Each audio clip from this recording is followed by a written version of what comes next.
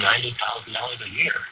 Golden opportunity. All right. So how is that tied to this conversation we're having right now about institutions and institutional support? I'm saying that you're displacing the problem. You have to you got to talk to your people and get them to take an honest look in the mirror and say, maybe, just maybe, there's a little dysfunction in our culture, and maybe if we talk for ourselves. And I actually understand the politics of the English language very well. I think you're actually insulting us.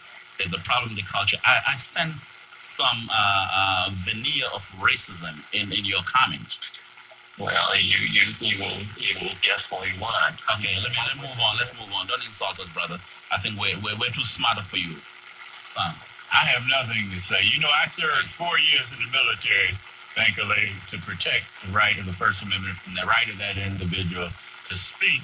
But with that comes consequences when you're reactionary racist blaming the victim. Right.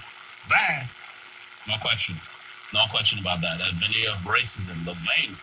Colin Powell called it the dark veins of intolerance right there. Let's do this. Brian, Anonymous, Harry, stay with us. We're going in a quick break. When we come back, we will continue with more here on Redline. Harrison Shelby. You can email me at bankole@bankolethompson.com, bankole@bankolethompson.com. Here with Sam, Rural Political Director, Michigan Chapter of the National Action Network. Of course, Sam, I like to say JD from U of M Law School. Most people don't know that.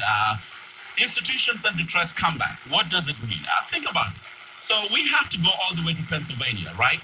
And talk about Judith Rodin. And we brought you the voice of Judith Rodin. This is not fiction. This is real in terms of what she did. And you hear her speak, you think, wow, she could run for mayor. Now, she's an academic who is stepping out of the bounds of the ivory tower into the streets of Philadelphia, marshaling the full weight of the institution's credibility, its financial commitment, and all of it into neighborhood revitalization, and you name it, crime, poverty, and all of that. And of course, here in the city of Detroit, what do we have? Well, you know what? I'm hopeful with the action that the University of Michigan took last week, Sam, on the poverty question. I mean, that was bold. That was consequential. It was a step in the right direction. It's a crack. It's a crack in the door. Now we have to fling that door open, but at least it's a step in the right direction. And once that door is cracked, it can be flung open. I'll tell you what happened last night when we come back from the break. Towards the end of the forum, I decided to quote somebody.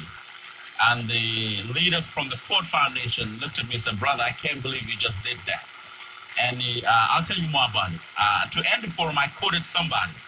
It was an unlikely quote. It was not, that's not the kind of forum where, you can go Shakespeare, but that was not the kind. I'll tell you about it. Stay, let me kind of whet your interest. Stay with me right after this break. We'll be right back.